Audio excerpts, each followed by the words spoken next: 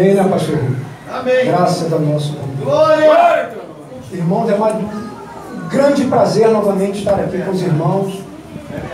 Eu fui convidado pelo pastor Rui para estar aqui anteriormente, mas infelizmente eu sofri um acidente, o qual me impossibilitou de vir trazer uma palavra aqui para os irmãos, de participar dessa obra tão maravilhosa, que é um local onde eu me sinto muito bem. É uma igreja muito agradável e a gente sente aqui dentro a presença do Espírito Santo de Deus. Então eu gostaria de dizer para os irmãos que o Espírito Santo de Deus habita aqui nessa casa com os irmãos. Amém, meus irmãos? Abram suas Bíblias Sagradas no Evangelho de Jesus Cristo, segundo escreveu o Dr. Lucas, em seu capítulo 24, versículo 13. Obrigado, Jesus. Obrigado, meu Deus. Santo de Israel. Louvado seja.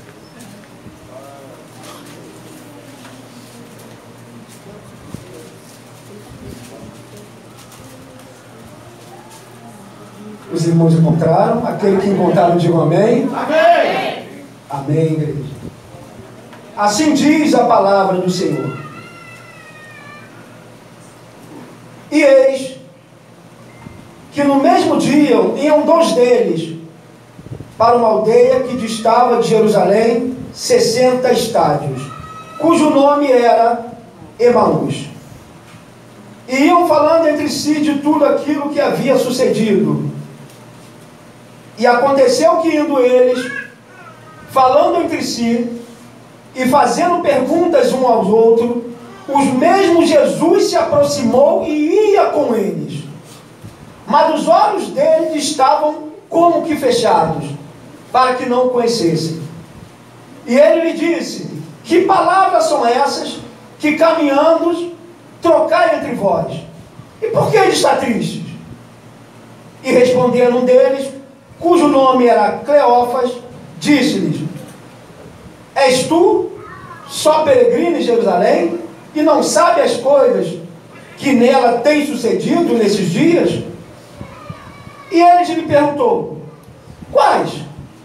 E eles lhe disseram: as que dizem a respeito de Jesus Nazareno, que foi varão profeta, poderoso em obras e palavras diante de Deus e de todo o povo, e como os principais dos sacerdotes e os nossos príncipes o entregaram à condenação de morte e o crucificaram. E nós esperamos que fosse ele que remisse Israel. Mas agora, sobre tudo isso, e hoje já é o 3º dia, desde que essas coisas aconteceram. Versículo 25. E ele lhe disse: onércios e tardos de coração. Meu Deus. Para que tudo o que os profetas disseram, porventura não convinha que o Cristo padecesse essas coisas e entrasse em sua própria glória? Versículo 31. Então abriram-lhes então os olhos, e os conheceram, e ele desapareceu-lhe. E disseram um para o outro: porventura não ardia em nosso coração quando pelo caminho nos falava, e quando nos abria as Escrituras? E na mesma hora, levantando-se, tomaram para Jerusalém, e acharam congregados os 11 e os que estavam com ele, os quais diziam: ressuscitou verdadeiramente o Senhor, e já apareceu a Simão. Irmãos, tomem seus assentos. Glória a Deus. Aleluia. Glória a Deus. Glória. Oh, Jesus amado.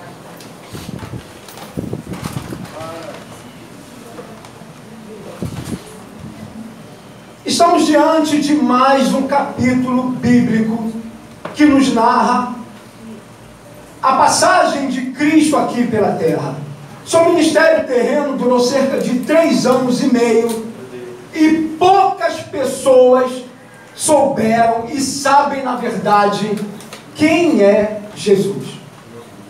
Os 12 que andaram com ele, na verdade eu digo aos senhores que não sabiam quem era Jesus. E existem diversos capítulos pela Bíblia que nos provam exatamente isso. Um deles nos diz: os discípulos, a olharem ele dentro da embarcação, acalmando o vento e os mares, perguntaram: quem é este? Que até o vento e os mares lhe obedecem. Quem é este? É uma pergunta que se faz quando a gente não se conhece a quem estamos nos referindo. Outro exemplo disso foi Pedro, que negou-o 3 vezes. Se Pedro soubesse que estava diante de Deus, ele não teria feito isso. E hoje em dia não é muito diferente. Muitos julgam que conhecem a Deus, muitos acham que conhecem a Deus e na verdade não conhecem. Alguns até pensam que Deus é aquele Senhor que usa barba branca e está vestido com roupa vermelha para satisfazer todos os seus pedidos, para trazer para você dia 25 de dezembro aquilo que você quer ganhar. Verdade. Esse não é Deus. E o mesmo ocorreu com esses 2 discípulos que estavam seguindo para a aldeiazinha, para a cidadezinha chamado Emaús. Engraçado que a palavra diz que eles estavam saindo de Jerusalém e se dirigindo para Emaús. Por que indo para Emaús? Por que saindo de Jerusalém? Então a nossa história ela não começa nesse ponto. Ela começa quando a notícia começa a circular que Jesus Cristo estaria em Jerusalém. Que ele estaria na cidade de Jerusalém. Então aqueles discípulos, na verdade, eles saem da cidade de Emaús e partem para Jerusalém. Afinal, o Messias estava em Jerusalém. E todos nós sabemos que por onde Jesus andava, por onde ele passava, ele arrastava multidões atrás dele. Então todos queriam estar próximos a Jesus Cristo. Todos se encantavam com tudo que ele fazia, com os milagres. Todos se encantavam com a sua obra de uma forma geral. Então aqueles discípulos saem da cidade de Emaús e seguem para Jerusalém. Por que Jerusalém? Porque Jerusalém é a capital da paz. Jerusalém é a capital da esperança. Eita! É em Jerusalém que todos querem estar. Então esses discípulos vão para a cidade de Jerusalém para poder estarem mais próximo a Cristo. Só que quando esses discípulos chegam em Jerusalém, eles se deparam com outra realidade. Eles acharam que veria o Rei dos Reis, aquele homem que já tinha cansado de fazer milagres, ressuscitou mortos, curou paralíticos, fez cegos enxergarem, fez todo tipo de milagres acontecerem. Então eles foram para lá exatamente para estar próximo a ele. Eles acharam que ele era o Rei dos Reis, é ele que veio para remir Israel, é ele que veio para tomar o trono, o cetro e a coroa do Império de Roma. Foi ele que veio para destronar Nero. Então todos esperavam encontrar o Messias, encontrar aquele que a promessa já havia desde o Antigo Testamento. Só que quando eles chegam em Jerusalém, eles se deparam com outra realidade.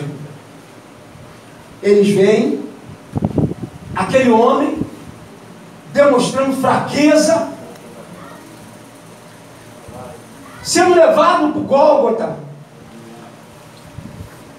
sangrando como um homem comum, não conseguia sequer resistir às chicotadas que ganhava, se demonstrou fraco diante do azorrague, não conseguia se livrar dos grilhões, foi humilhado, foi escarnecido, não aguentava nem com o peso daquela cruz.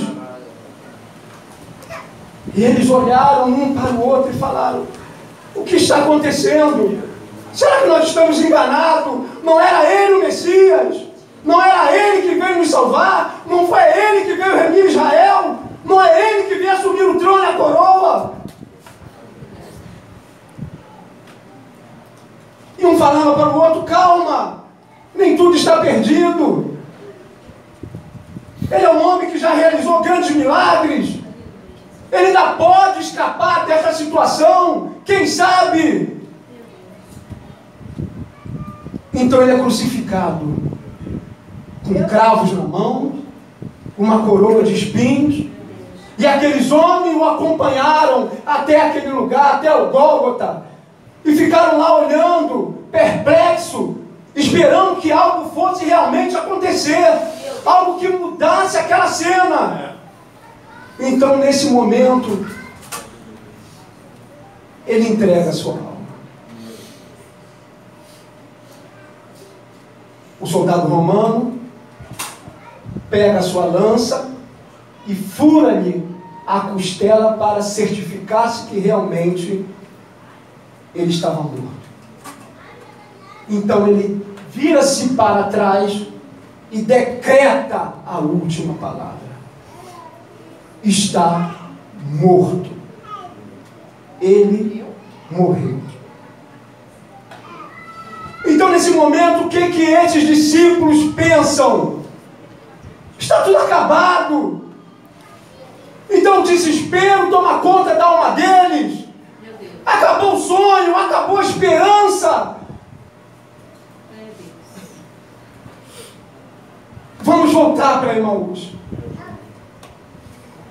O nosso sonho acabou. A nossa esperança acabou. Ele não era aquele que nós imaginávamos. Não é ele o Salvador. Então vamos voltar para Emaús. E o mesmo acontece conosco, igreja. Isso não está distrito àqueles dois homens. Emaús significa o quê? Emaús significa a pobreza, a miséria. Emaús significa o quê? O pecado. E muitas vezes nós estamos assolados com determinados problemas em que alguém decreta a última palavra para nós.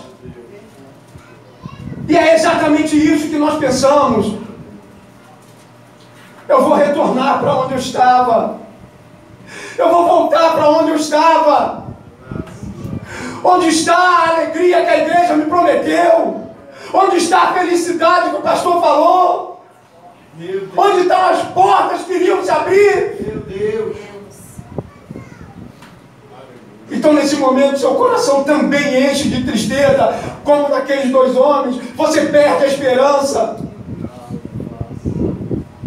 E aí pensamos com nós mesmos: vamos retornar para Emaús. Vamos voltar para o estado que nós estávamos.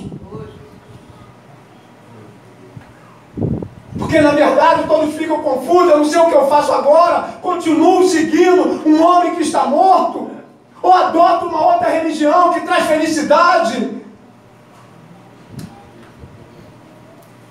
E aí ficamos confusos com nós mesmos.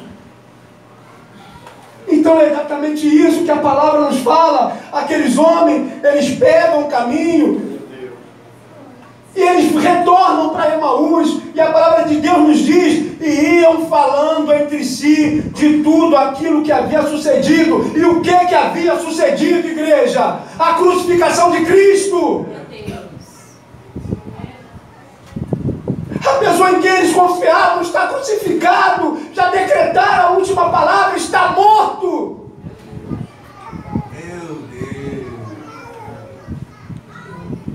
Às vezes alguém decreta a última palavra na nossa vida e nós tomamos isso dentro do nosso coração como se realmente fosse a última palavra. Você nunca mais vai restabelecer o seu casamento. O seu filho nunca vai se livrar das drogas. Você nunca vai se curar dessa doença. Então é decretado uma última palavra na nossa vida e nós tomamos aquilo como última palavra. Só que muitas vezes quem está decretando essa palavra na tua vida é Satanás que está decretando. Muitas vezes não é isso que Deus quer para a tua vida, mas você toma aquilo como última palavra. E aqueles homens iam pelo caminho de Emaús, e a palavra de Deus dizia que eles iam falando entre si tudo aquilo que havia acontecido, falando entre si, conversando um com o outro, eles estavam arrazoando, eles estavam debatendo, eles estavam falando sobre todas aquelas coisas, o que havia acontecido, a crucificação de Cristo, falando entre si, falando um com o outro. Quando eu falo falando entre si, me remete também à palavra cuja qual você também arrasou com a sua esposa, Meu Deus. com seus filhos, com a sua família. E você se pergunta: o que está acontecendo? Por que eu estou passando por isso? Quanto mais eu vou à igreja, quanto mais eu oro, parece que as coisas acontecem. Meu Deus. Falando um com o outro, muitas vezes me remete também a nós falando com nós mesmos. Você mesmo se indaga, você mesmo se pergunta a si mesmo, e você mesmo cobra a resposta de você. O que está acontecendo comigo? O que eu estou fazendo na minha vida? Será que é esse o evangelho que eu devo seguir?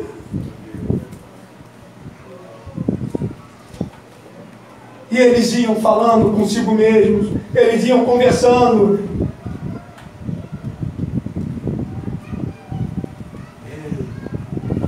E aconteceu que, indo eles, falando entre si, fazendo pergunta um ao outro, o mesmo Jesus se aproximou e ia com eles. Eita. Jesus se aproxima daqueles homens e começa a caminhar junto com eles. Meu Deus. E a palavra nos diz que eles não conseguem enxergar Jesus. Jesus caminha junto com eles e eles não conseguem ver Jesus. Meu Meu Deus. Deus, aleluia.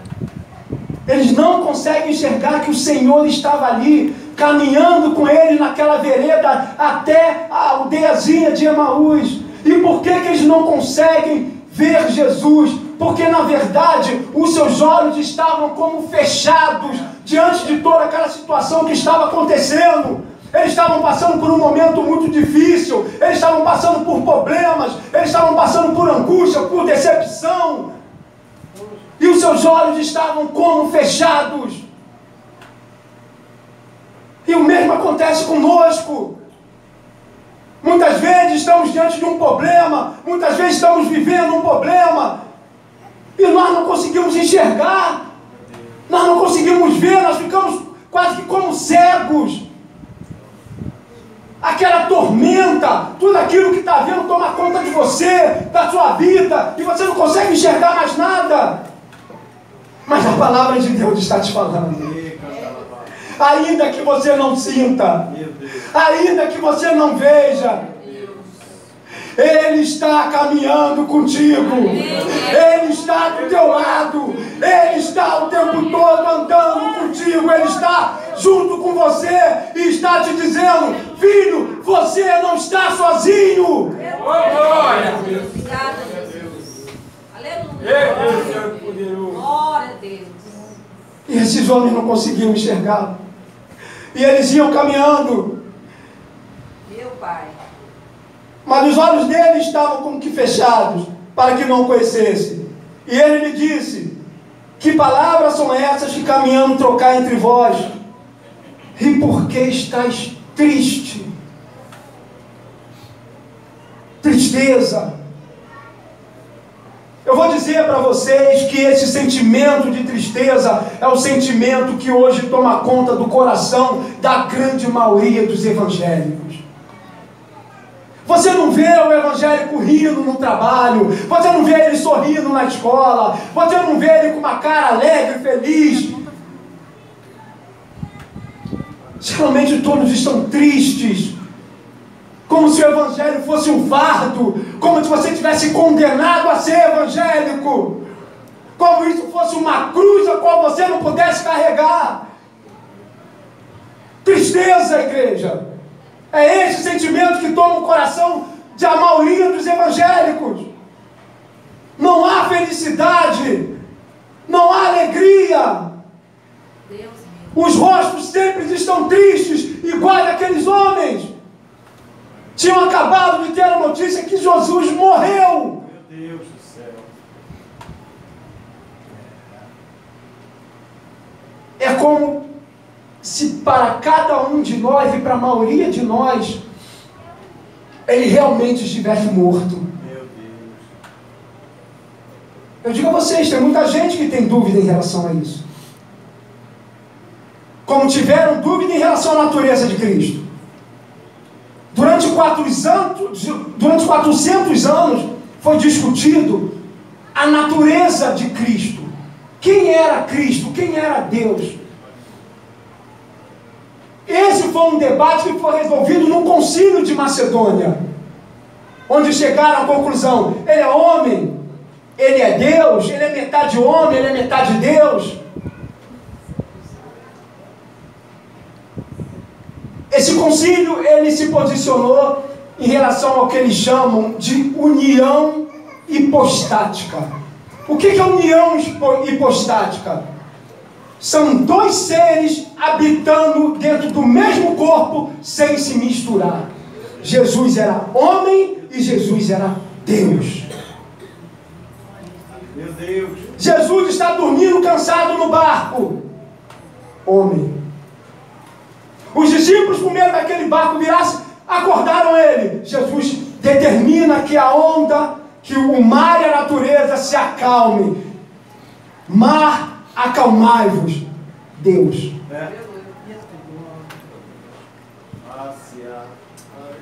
Coisa linda. E muitos não conhecem a natureza de Deus. Muitos não conhecem a natureza de Cristo.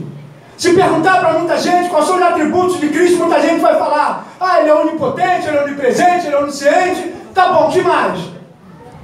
Meu Deus. E ninguém sabe.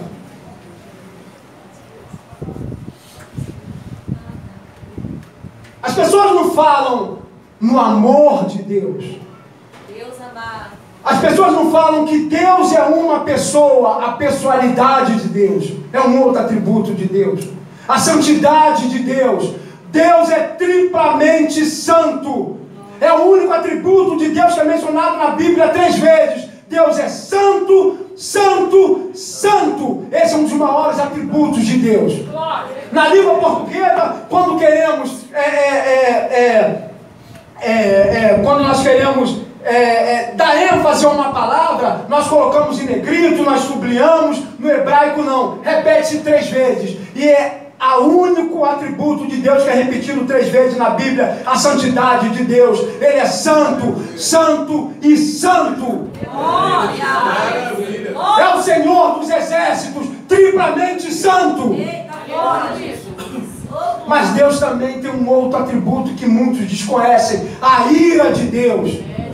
Salmo 7 diz que Deus se ira contra nós todos os dias. E a sua espada já está desembainhada. Meu Deus, ai de mim.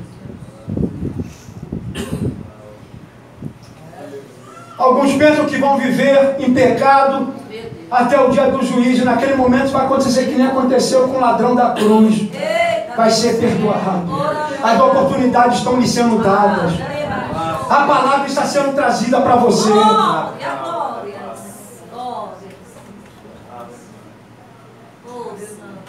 A lei de Moisés falava: todo aquele que cometer o adultério receberá como prêmio a morte por apedrejamento. Então trazem aquela mulher até ele, e aquela mulher se ajoelha no chão, e ele está de cabeça baixa, com um pedacinho de graveto na mão, riscando algo no chão, ao qual a Escritura não nos diz o que ele estava escrevendo. E ele não levanta nem a cabeça. Senhor, Senhor, trouxemos essa mulher aqui, adúltera, para ser submetida à lei de Moisés. E ele diz: ok, tudo bem. Todo aquele que está aqui presente para apedrejá-la e que não tiver nenhum pecado, que atire a primeira pedra. E nesse momento todos largaram suas pedras no chão e foram saindo de fininho, um por um, de cabeça baixa. E aí Jesus levantou os olhos para aquela mulher e disse: cadê os homens que te condenaram? Meu Deus do céu. E ele fala para ela: se eles não te condenaram, nem eu te condeno. Vá. Abre aspas. Mas não peques mais. Então esse conselho de Deus, que na verdade não é um conselho, é uma ordem, ele não serve só para aquela mulher, ele serve para todos nós. Você peca de manhã, à tarde, pede perdão. À tarde peca, à noite pede perdão de novo. Peca dia sim, dia não. Peca semana sim, semana não. Aí Deus tem mais um atributo que muitos também desconhecem: a justiça de Deus. Ele é justo.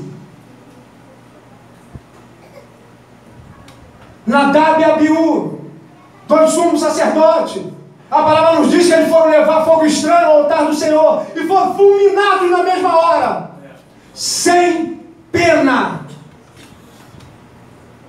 Dois homens de Deus foram fulminados ali diante do altar, filhos de Arão.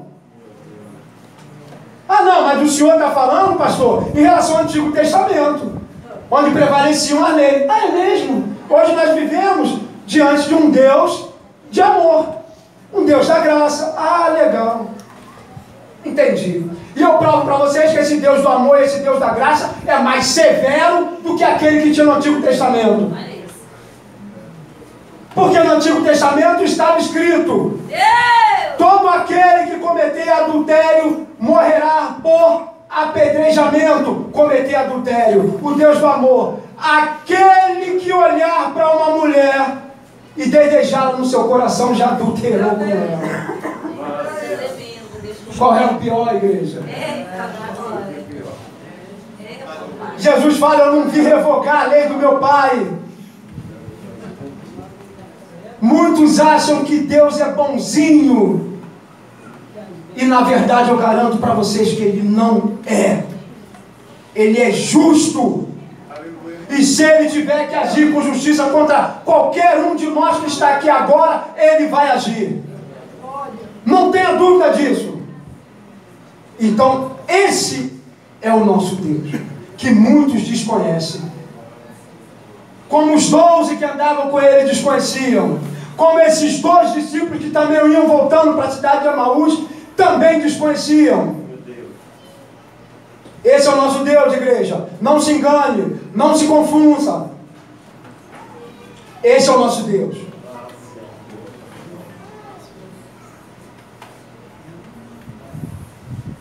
E respondendo um cujo nome era Cleófas, disse: és tu só peregrino em Jerusalém?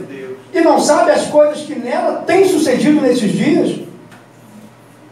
E aí Jesus, com ironia, pergunta a ele: quais? Que coisas aconteceram? E ele lhe disseram: as que dizem a respeito de Jesus Nazareno, que foi varão, profeta, poderoso, em obras e palavras diante de Deus e de todo o povo, e como os principais, os sacerdotes, os nossos príncipes entregaram a condenação de morte e o crucificaram. E nós esperamos que fosse ele que viesse remir Israel. Mas agora, sobre tudo isso, e já hoje, no terceiro dia, desde que essas coisas aconteceram. Eles tentam explicar para Jesus o que tinha acontecido ali em Jerusalém, a crucificação. E Jesus pergunta para eles: quais coisas? O que aconteceu? Ué, você não está sabendo? És tu peregrino aqui em Israel? Não sabe das coisas que aconteceram? Sobre Jesus, o Nazareno, poderoso profeta, em palavras e obras que foram entregues aos sacerdotes. E quando eles iam falando, Jesus fala para eles: ó nércios e tardos de coração, honestos e tardos de coração. Porventura, não seria necessário que todas essas coisas acontecessem? Ele está dizendo o seguinte: por acaso vocês se surpreendem com algo que já vinha anunciado desde o Antigo Testamento? Será que vocês não veem que Cristo precisava ser crucificado? Aleluia, Jesus. Será que vocês não veem que tudo isso já estava escrito que aconteceria? Honestos e tardos de coração.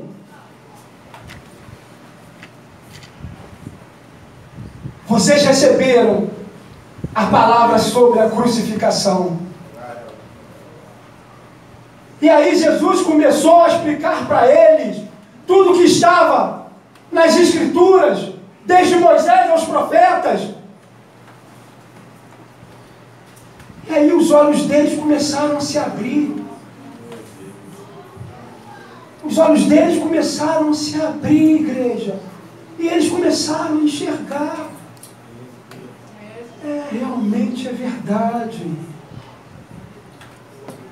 Aleluia.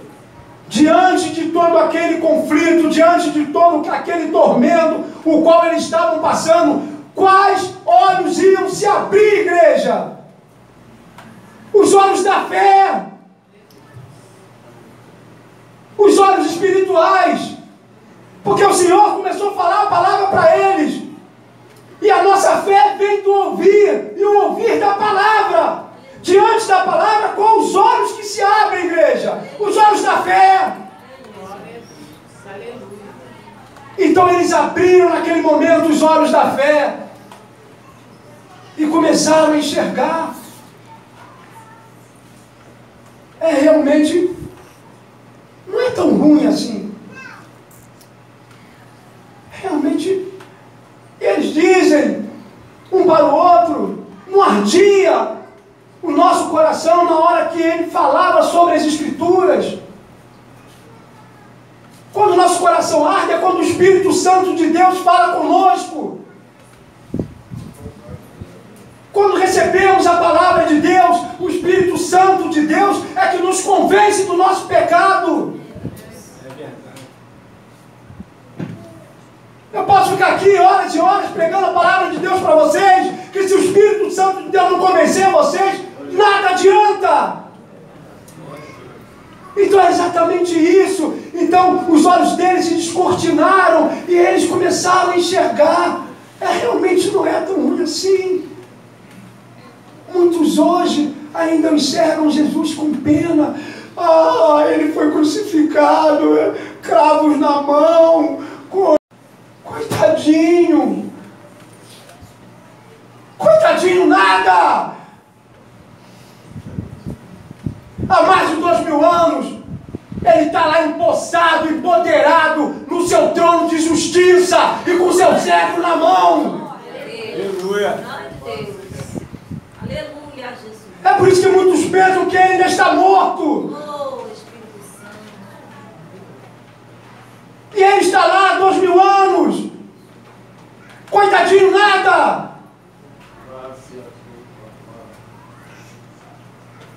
E aqueles homens, Aleluia, Senhor. Glória a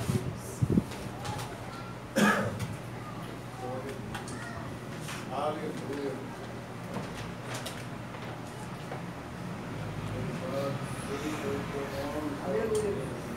e Jesus lhes falou: porventura, não convinha que o Cristo padecesse essas coisas e entrasse na sua glória? Abriram-se então os olhos e conheceram eles, e ele desapareceu. E disseram um para o outro: porventura não ardia em nós, nosso coração, quando pelo caminho nos falava e quando nos abria as Escrituras?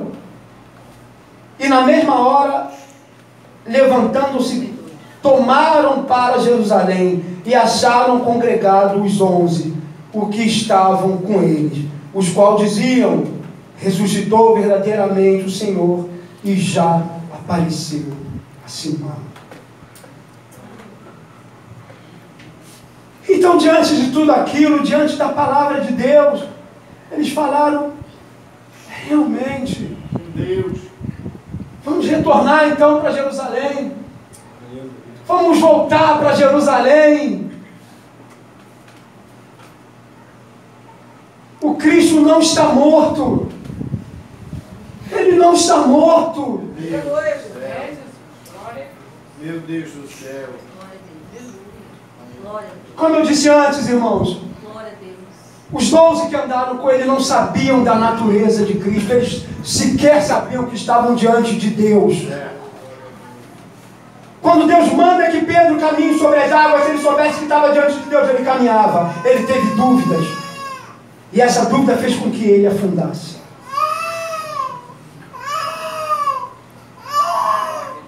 Judas Iscariote passou correndo. Jogou as moedas para cima e saiu correndo. Queria eu estar lá naquele momento. Porque quando ele passasse por mim, eu ia dar uma banda nele. E falava, para, rapaz. Não precisa correr. Você não precisa se matar. Espera só 3 dias. Espera, Judas. Judas também não sabia que estava diante de Deus. Então aqueles 2 discípulos retornaram para a cidade de Emaús. Se ajuntaram os 11. E Jesus já tinha aparecido para Simão. Então essa mensagem, igreja, é muito importante para todos nós. Nós precisamos entender, nós precisamos compreender que o Senhor tem uma obra na vida de cada um de nós. Vocês são escolhidos por Deus, vocês são filhos de Deus. Ninguém pode decretar a última palavra na vida de vocês. Ele não está morto, Ele está vivo, Ele caminha com cada um de nós. Por mais que você não sinta a presença de Deus, por mais que pareça que você está sozinho, você não está. Aleluia! Deus está contigo, meu irmão. Deus anda contigo, Deus caminha contigo. E você já parou para pensar que todos esses problemas que você está passando, toda essa dificuldade que você está enfrentando, pode ser a mão de Deus te trabalhando, te moldando, para que você atinja a estatura do varão perfeito que é Cristo Jesus. Grande Deus. Essa dificuldade, ela faz parte do plano de Deus. Meu Deus, socorre. Então não murmura, meu irmão. Não reclama, meu irmão. Quando a gente olha para o lado, muitas vezes a gente vê situação muito pior do que a nossa. Aquilo que aparece diante de você é algo aparente. Aqueles homens olharam, viram ele preso na cruz e acharam que ele estava morto. E na verdade não estava. Muitas vezes você se depara com determinados problemas que você fala, não tem mais jeito. Esse é o fim. Eu vou jogar a toalha. E você esquece que você tem um Deus que é todo poderoso. Aleluia, Jesus. Aleluia. Você esquece que você tem um Deus que cuida de você, que zela por você, pela tua família, pela tua vida, pela tua saúde. Obrigada, Deus. Meu Deus. E muitas vezes o que acontece na nossa vida, por mais incompreensível que pareça, é a vontade de Deus. É ela que prevalece. Verdade. A nossa vontade ela é corrompida desde o primeiro pecado, desde o advento do primeiro pecado. É a vontade de Deus, meu irmão. Aceite isso na sua vida. Se conforte em Jesus Cristo. Todas as coisas cooperam para aquele que ama a Deus. Todas as coisas. O teu sofrimento, o teu sacrifício. Às vezes você abre mão de determinadas coisas em função da obra. Eu garanto para você Tudo isso está cooperando para que você ganhe galardão no céu. Meu Deus. Tudo isso está cooperando Deus Santo. para que a obra de Deus continue, prossiga. Ele deixou bem claro para a gente. Ele não está morto.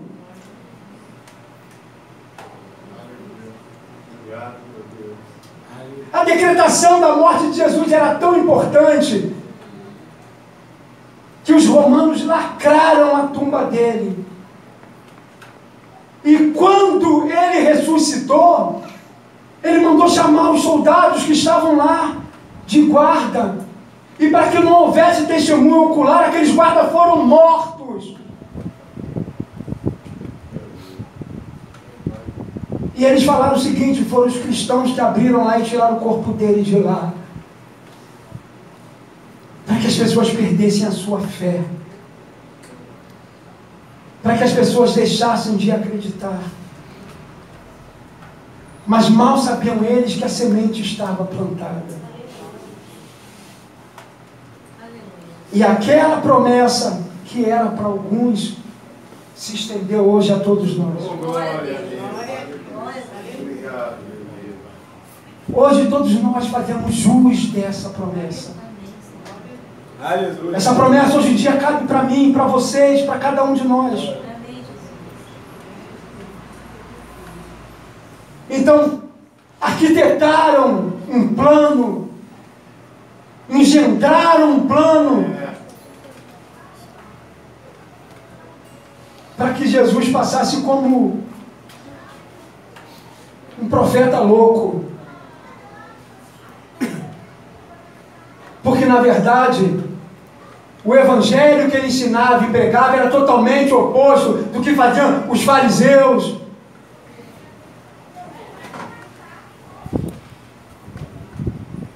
Ele pregava com propriedade.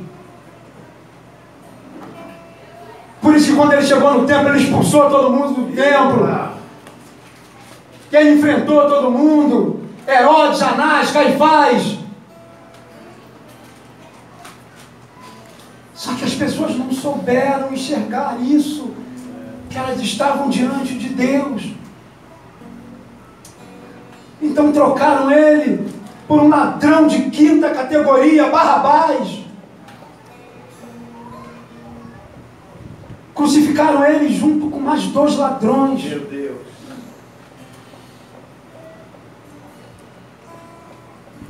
E o ladrão falou para o outro: cala a tua boca. Nós sabemos porque nós estamos aqui, agora ele não. Esse homem não tem nenhum pecado.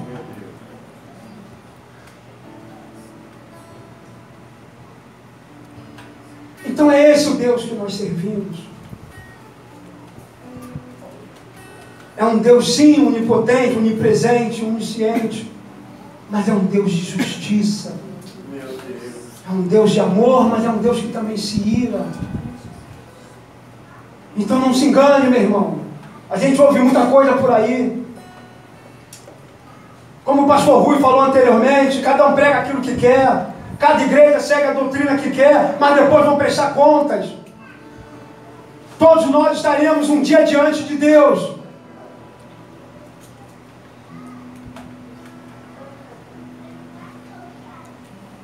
E o apóstolo Paulo fala: sereis salvos pela sua fé, pela glória de Deus, e não por obras. E isso não vem de vós, para que não se glorie disso. Fé, igreja. Fé no nosso Redentor e Salvador. Cultivem a sua fé. Não deixem que a sua fé se apague. Não deixe que apaguem a sua fé.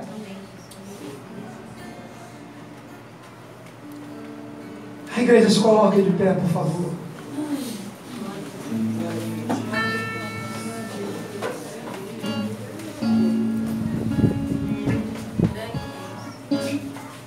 Fechem os seus olhos, igreja. Abracem uns aos outros. Abrace a irmã que está do seu lado. Abraça, meu irmão. Fé, igreja. igreja. Abraça.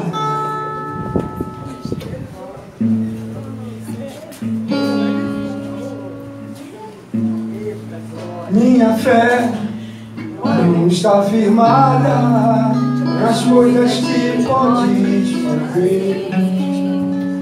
Eu aprendi a te adorar pelo que é.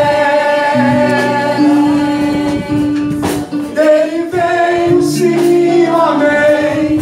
Somente dele, mais ninguém. A Deus seja o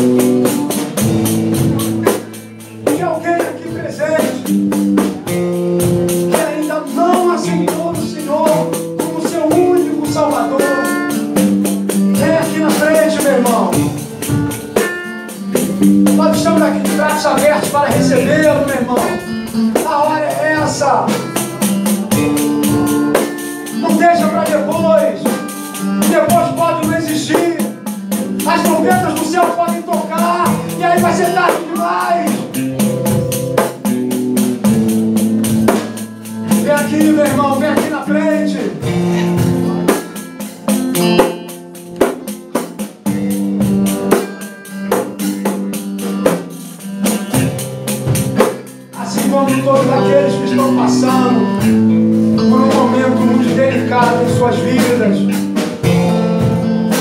aqueles que estão precisando fortalecer, firmar sua aliança com o Senhor, vem até aqui, meu irmão, para que possamos fazer uma oração por você, meu irmão. Traga seus problemas aqui para o altar. Você não vai achar a solução no Facebook, você não vai achar a solução no Instagram, você não vai achar a solução para os seus problemas na internet. Você vai encontrar aqui ou no altar. Então vem, meu irmão, vem para cá para que possamos orar por você. Vem aqui para que possamos suplicar a Deus, para que o Espírito Santo interceda na tua vida. Você está passando por algum momento difícil.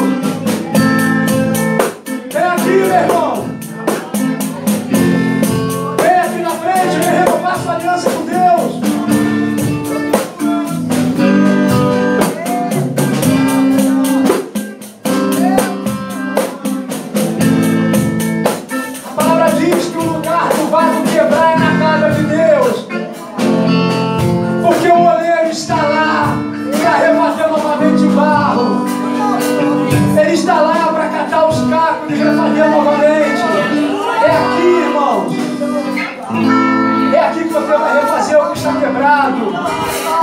A nossa vida no Evangelho é como se fosse uma estrada.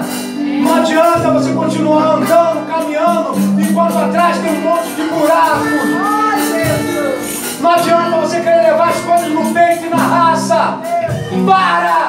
Para tudo, volta lá atrás. Vem tampando os buracos novamente. Vem refazer a sua vida. Não adianta você continuar da forma que está. Volta, meu irmão. Volta ao primeiro amor, volta lá atrás. Vamos fechar esses buracos. Vamos consertar tudo aquilo que foi errado. Não passa por cima, como se nada tivesse acontecido. Volta, meu irmão. Vamos reconstruir a sua história aqui e agora. Não precisa ficar com vergonha. Vem aqui diante do altar do Senhor, para que possamos orar pela tua vida, para que possamos orar por você. Se levanta no seu lugar, vem aqui à frente, meu irmão.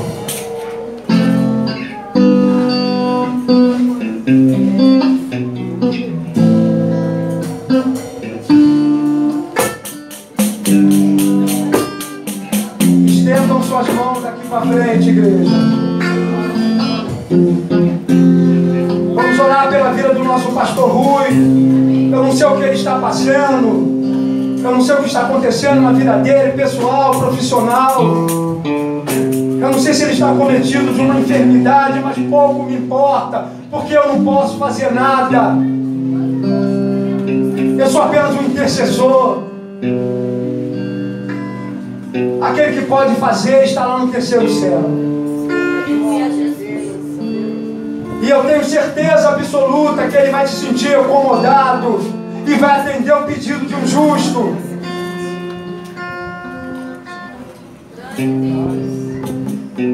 Senhor Pai, sim, nosso Deus, entregue em tuas mãos, ó Pai, a vida do pastor Rui, ó Senhor. Ó Senhor, restaure, Senhor, a vida do nosso irmão. Reforce, Deus, novamente a tua aliança para com ele.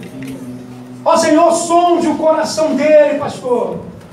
Ó Deus, só o Senhor, ó Pai, sabe tudo aquilo que nós passamos, as nossas angústias, as nossas aflições, os nossos problemas. Ó Senhor, diante de uma doença, que o Senhor entre com cura, ó Pai. Diante de uma dificuldade financeira, ó Senhor, que o Senhor abra as portas, Senhor. Te clamamos, ó Deus, pela tua imensa misericórdia, ó Pai. Pelo teu amor, Senhor. Te clamamos, ó Deus, pela tua providência, Senhor. Toma em tuas mãos não só a vida do pastor Rui, mas de todas as famílias aqui representadas, ó Deus. Ó Senhor, cada um sabe aquilo que está passando, aquilo que está vivendo, ó Deus. Sei que somos todos pecadores, Senhor. Sei que deveríamos, Senhor, pela tua justiça ser lançado no lobo de fogo. Mas a tua imensa misericórdia não permite, ó Pai. Nós somos a coroa da tua criação, ó Deus. E estamos aqui, Senhor, em humildade diante de ti, ó Pai. Reconhecemos a nossa pequenez diante da tua grandeza. E clamamos, Senhor, pela tua santa misericórdia. Clamamos a Deus para que não esqueça de nós, Senhor, da tua santa igreja. Estamos aqui, ó Senhor, ataviados, assim como a noiva, esperando a sua vinda, ó Cristo. Ó Deus, nós sabemos que somos, Senhor, como peregrinos em terra de estrangeiras, ó Pai. E nada que nos pertence, nós não temos nada, ó Deus. Mas temos a tua santa presença, ó Senhor. Temos a presença do teu Espírito Santo que caminha conosco, ó Pai. Então abençoa, Senhor, cada um dos teus filhos, ó Deus, que está aqui nesse momento. Leva a tua bênção, ó Pai, a todos os hospitais, Senhor, todas as enfermarias, todos os leitos. Ó Ó Senhor, que o Teu Espírito Santo visite todas essas marquises na rua, Pai. Quantos estão dormindo nesse frio, ó Senhor, e não tem local de descansar a sua cabeça. Ó Senhor, leve para cada lar, ó Deus, o pão nosso de cada dia que nunca nos falte, ó Pai. Ó Senhor, nos sentimos, Senhor, felizes e agraciados, ó Pai, por tudo que tem feito com nossas vidas. Então, onde, Senhor, houver a doença, que o Senhor entre com a cura, ó Pai. Ó Deus, onde houver a discórdia, que o Senhor entre com o seu amor, restaure todos os casamentos que estão passando por dificuldades, ó Deus. Restaure, ó Pai. Abra aquela porta de emprego, Senhor. Bem disseste, ó Pai, que o teu filho nunca mendigaria o pão, Senhor. Te agradecemos, Senhor, por tudo que tem feito em nossas vidas, ó Pai. Te agradecemos, Senhor, por podermos caminhar lado a lado contigo, assim como fizeste com Moisés, ó Deus. Te agradecemos, ó meu Deus, em nome do seu Filho, ó Pai. Em nome do nosso Senhor Jesus Cristo. Amém. Amém, igreja. Uma salva de palmas.